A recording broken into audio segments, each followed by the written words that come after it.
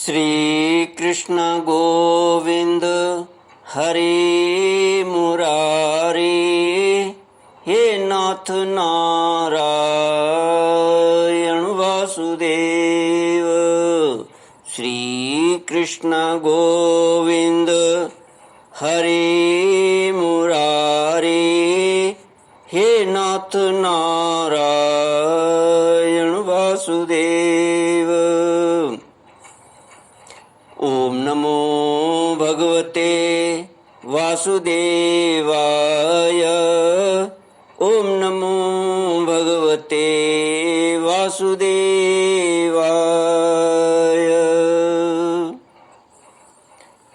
कृष्णाय वासुदेवाय हरये परमात्मने प्रणतक्लेशनाशाय गोविन्दाय नमो नमः। सच्चिदानन्दरूपाय विश्वोत्पत्त्यादिहेतवे तापत्रयविनाशाय श्रीकृष्णाय वयं नमः।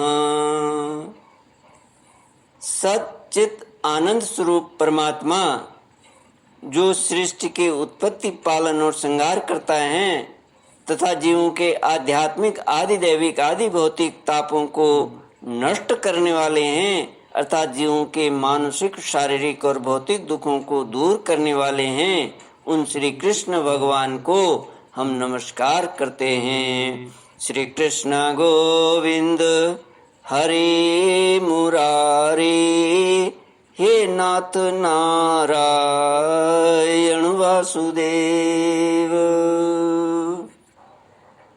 श्रीमद् भागवत दशम स्कंद षष्ठोऽध्याय श्लोक 23 से।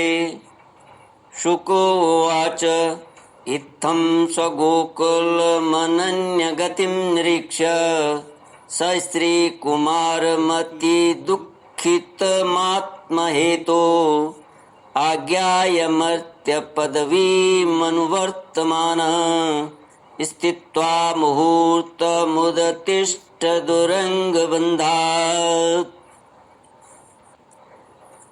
आगे श्री सुखदेव जी महाराज कहते हैं, परीक्षित, यह सांप के शरीर से बंध जाना तो श्री कृष्ण की मनुष्यों जैसी एक लीला थी।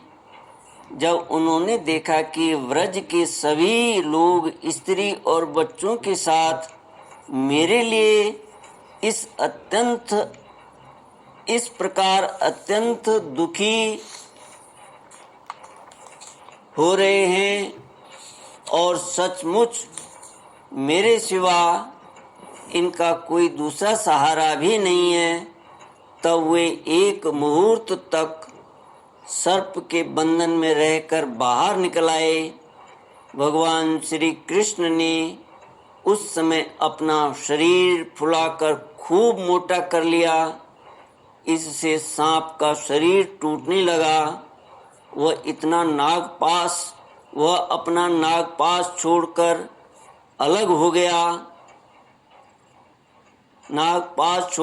अलग खड़ा हो गया और क्रोध से आग बबूला हो अपने फण ऊंचा करके फुफकारे मारने लगा। घात मिलते ही श्री कृष्ण पर चोट करने के लिए वह उनकी ओर टकटकी लगाकर देखने लगा। उस समय उसके नथुनों से विष की फुहारें निकल रही थीं। उसकी आंखें स्थिर थीं और इतनी लाल लाल हो रही थीं मानो भट्टी पर तपाया हुआ खपड़ा हो। उसके मुंह से आग की लपटें निकल रही थीं। उस समय कालिया नाग अपनी दोहरी जीभ लपलपाकर अपने होंठों के दोनों किनारों को चाट रहा था और अपनी कराल आंखों से विष की ज्वाला उगलता जा रहा था। अपने वाहन गरुड़ के समान भगवान श्री कृष्ण उसके साथ खेलते हुए पैंतरा बदलने लगे और वह सांप भी उन पर चोट करने का दांव देखता हुआ पैंतरा बदलने लगा। इस प्रकार पैंतरा बदलते बदलते उसका बल क्षीण हो गया। तब भगवान श्री कृष्ण ने उसके बड़े बड़े सिरों को तनिक दबा दिया और उछल कर उन पर सवार हो गए। कालिया नाग के मस्तकों पर बहुत सी लाल लाल मणियां थीं। उनके स्पर्श से भगवान के सुकुमार तलवों की लालिमा और भी बढ़ गई। नृत्य गान आदि समस्त कलाओं के आदि प्रवर्तक भगवान श्री कृष्ण उसके सिरों पर कलापूर्ण नृत्य करने लगे। भगवान के प्यारे भक्त गंधर्व सिद्ध देवता चारण और देवांगनाओं ने जब देखा कि भगवान नृत्य करना चाहते हैं तब वे बड़े प्रेम से मृदंग ढोल नगाड़े आदि बाजे बजाते हुए सुंदर सुंदर गीत गाते हुए पुष्पों की वर्षा करते हुए और अपने को निछावर करते हुए भेंट ले लेकर उसी समय भगवान के पास आ पहुँचे। परीक्षित, कालिया नाग के 101 सिर थे। वह अपने जिस सिर को नहीं झुकाता था उसी को प्रचंड दंडधारी भगवान अपने पैरों की चोट से कुचल डालते। इससे कालिया नाग की जीवन शक्ति क्षीण हो चली। वह मुंह और नथुनों से खून उगलने लगा। अंत में चक्कर काटते काटते वह बेहोश हो गया। तनिक भी चेत होता तो वह अपनी आंखों से विष उगलने लगता और क्रोध के मारे जोर जोर से फुफकारे मारने लगता। इस प्रकार वह अपने सिरों में से जिस सिर को ऊपर उठाता उसी को नाचते हुए भगवान श्री कृष्ण अपने चरणों की ठोकर से झुकाकर रौंद डालते। उस समय पुराण पुरुषोत्तम भगवान श्री कृष्ण के चरणों पर जो खून की बूंदें पड़ती थीं उनसे ऐसा मालूम होता मानो रक्त पुष्पों से उनकी पूजा की जा रही हो। परीक्षित, भगवान के इस अद्भुत तांडव नृत्य से कालिया के फण रूप छत्ते छिन्न भिन्न हो गए। उसका एक एक अंग चूर चूर हो गया और मुंह से खून की उल्टी होने लगी। अब उसे सारे जगत के आदि शिक्षक पुराण पुरुष भगवान नारायण की स्मृति हुई। वह मन ही मन भगवान की शरण में गया। भगवान श्री कृष्ण के उदर में संपूर्ण विश्व है, इसलिए उनके भारी बोझ से कालिया नाग के शरीर की एक एक गांठ ढीली पड़ गई। उनकी एड़ियों की चोटी से उसके छत्र के समान फण छिन्न भिन्न हो गए। अपने पति की यह दशा देखकर उसकी पत्नियां भगवान की शरण में आईं। वे अत्यंत आतुर हो रही थीं। भय के मारे उनके वस्त्राभूषण अस्त व्यस्त हो रहे थे और केश की चोटियां भी बिखर रही थीं।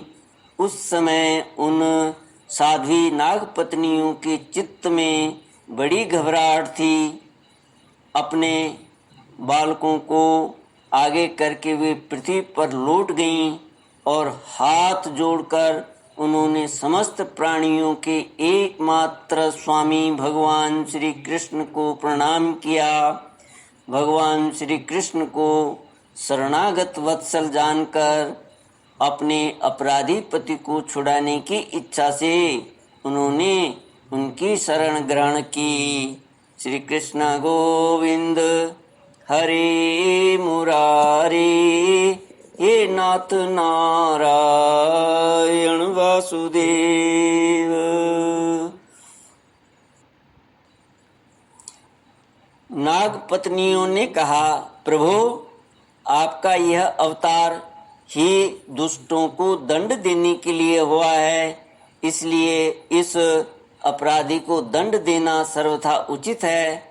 आपकी दृष्टि में शत्रु और पुत्र का कोई भेदभाव नहीं है, इसलिए आप जो किसी को दंड देते हैं वह उसके पापों का प्रायश्चित कराने और उसका परम कल्याण करने के लिए ही आपने हम लोगों पर यह बड़ा ही अनुग्रह किया।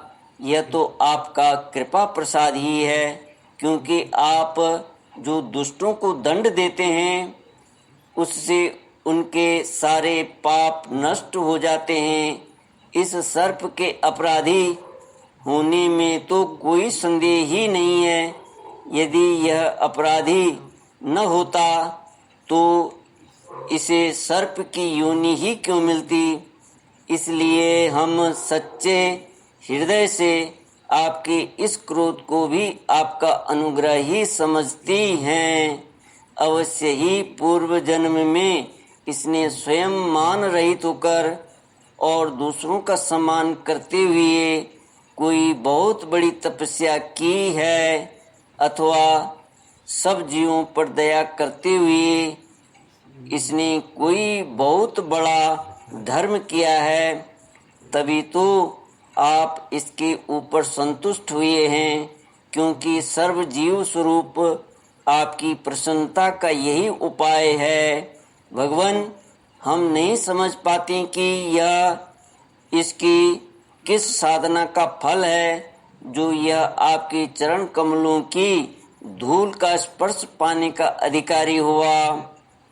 आपके चरणों की रज इतनी दुर्लभ है कि उसके लिए आपकी अर्धांगिनी जी को भी बहुत दिनों तक समस्त भोगों का त्याग करके नियमों का पालन करते हुए तपस्या करनी पड़ी।